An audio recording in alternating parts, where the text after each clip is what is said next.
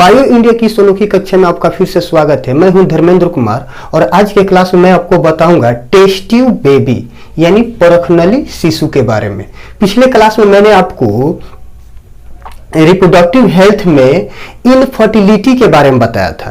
तो इनफर्टिलिटी में हमने बताया था कुछ टेक्निक का भी उपयोग किया जाता है, जिस टेक्निक को हम लोग आर्ट बोलते हैं, और कुछ आर्ट्स का एग्जाम्पल आपको मैंने दिया था। लेकिन उस आर्ट्स के एग्जाम्पल जो भी दिया था उसके बारे में मैंने बताया नहीं था।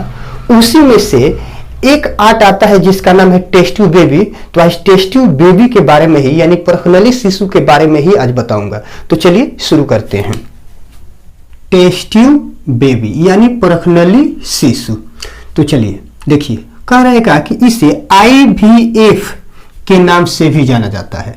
आप टेस्ट ट्यूब बेबी भी बोल सकते हैं या इसी को आप IVF यानी इन विट्रो फर्टिलाइजेशन भी बोल सकते हैं। तो हमने आपको पॉइंट बताया कि टेस्ट ट्यूब बेबी को IVF के नाम से भी जाना जाता है, यानी इन विट्रो फर्टिलाइजेशन के नाम से भी जाना जाता है।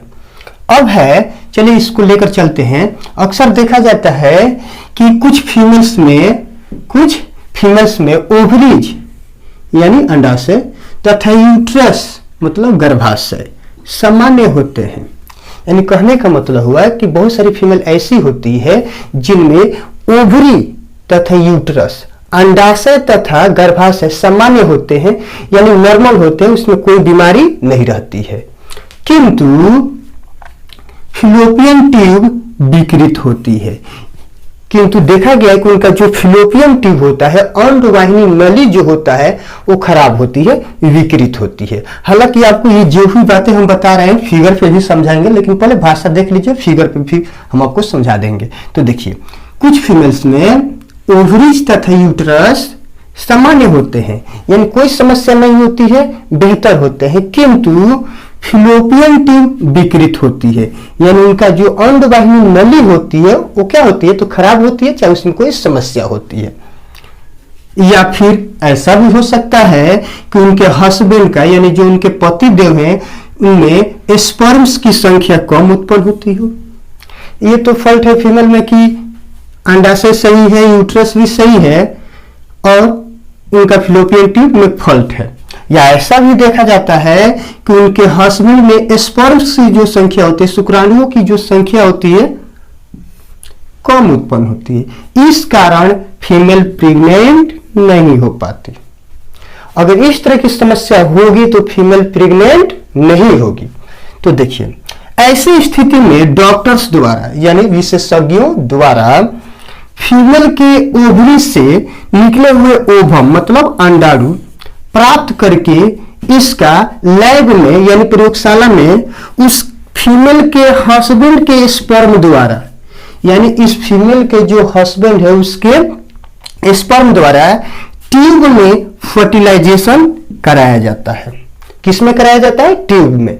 यानी इसका मतलब ये हुआ कि इस फीमेल के ओवरी तो खराब है या इस फीमेल के हस्बैंड में स्पर्म की संख्या कम उत्पन्न होती है, तो होता क्या है, डॉक्टर करते क्या है, इस स्थिति में इस फीमेल का जो ओवरी है, इस फीमेल को ओवरी से ओवम प्राप्त करके यानी अंडाणु को प्राप्त कर लेते हैं और इसका प्रयोगशाला में उसी फीमेल के हस्बैंड के स्पर्म द्वारा यानी शुक्राणु द्वारा ट्यूब में यानी परखनली में ट्यूब में फर्टिलाइजेशन कराया जाता है।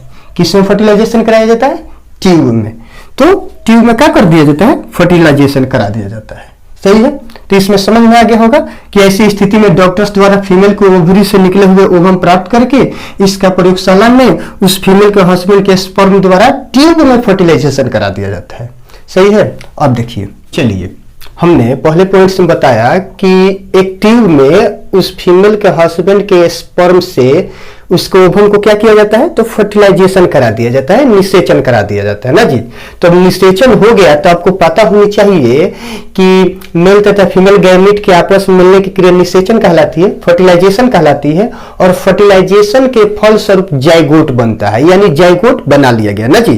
और जाइगोट ही विकसित होकर यानी फिलोपियन ट्यूब में 1 सप्ताह तक जाइगोट रहता है, तो सामान्य फीमेल में रहता है, लेकिन यहाँ पे तो हमने फर्टिलाइजेशन कहाँ कराया है, तो ट्यूब में कराया है। तो फर्टिलाइजेशन ट्यूब में कराने के वजह से ट्यूब में लगभग 1 सप्ताह 1.5 सप्ताह का समय लगता है, और उसके बाद से जब वो जाइगोट से एम्ब्रायो बन जाता है, क्या बन जाता है?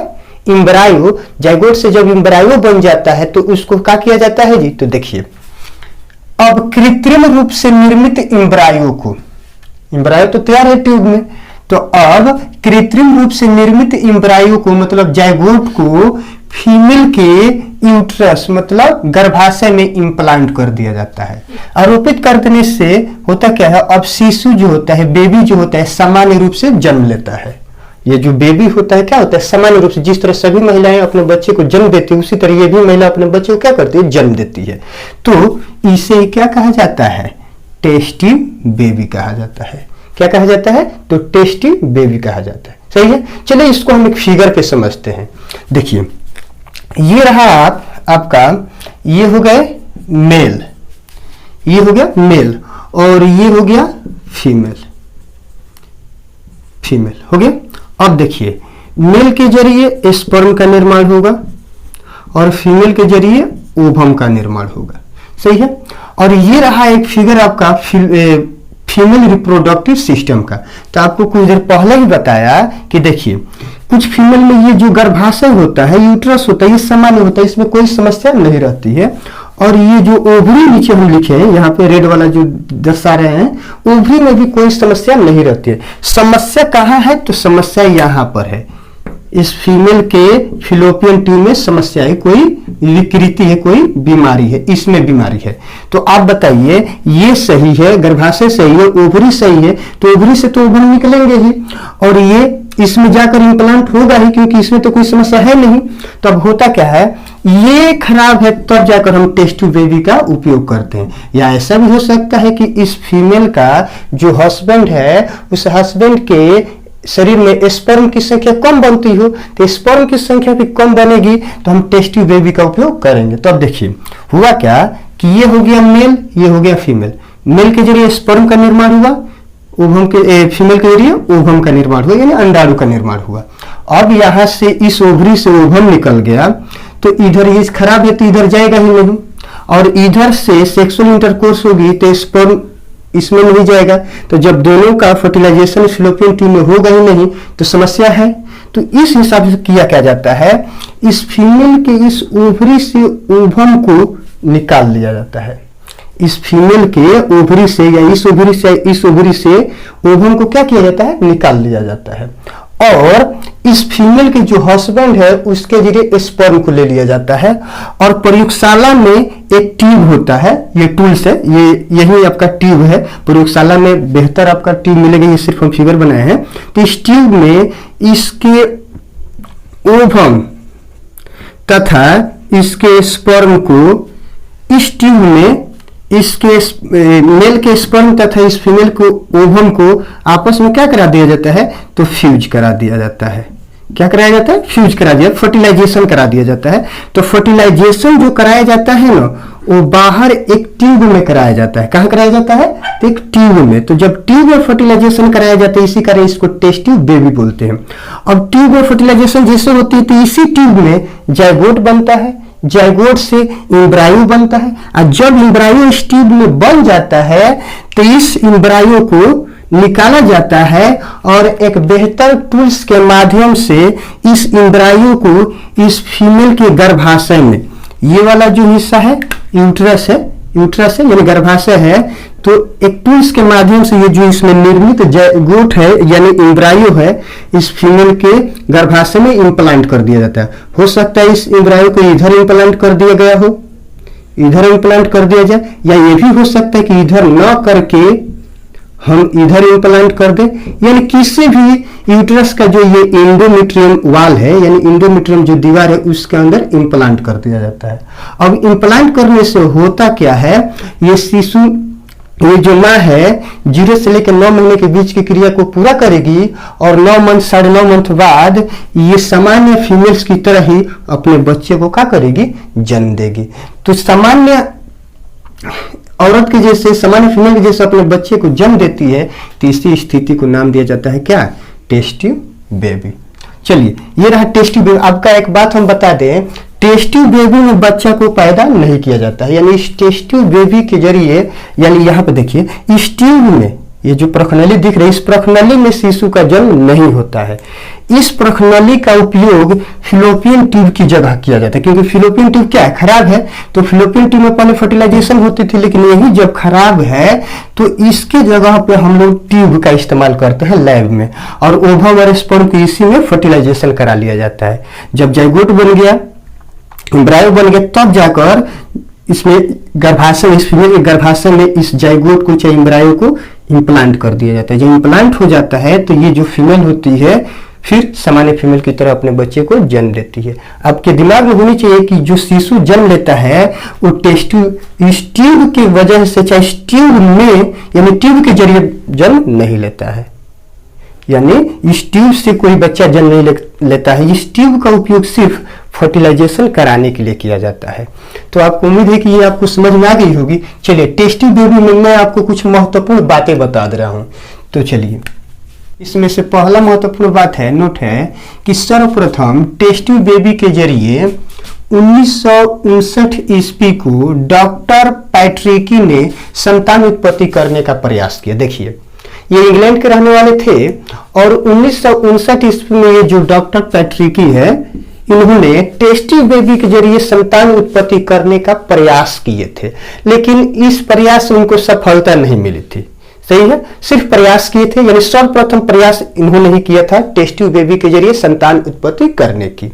अब ये देखिए, फिर दूसरा इसमें नोट है कि लुइस जोई ब्राउन को, ध्यान से देखिए, लुइस जोई ब्राउन को सर्वप्रथम टेस्ट ट्यूब बेबी के जरिए उत्पन्न किया गया। और उत्पन्न भी किया गया तो कब उत्पन्न किया गया, तो 25 जुलाई 1978 ईस्वी को डॉक्टर पैट्रिक एस्टिप्यू तथा डॉक्टर रॉबर्ट एडवर्ड के देखरेख में उत्पन्न किया गया।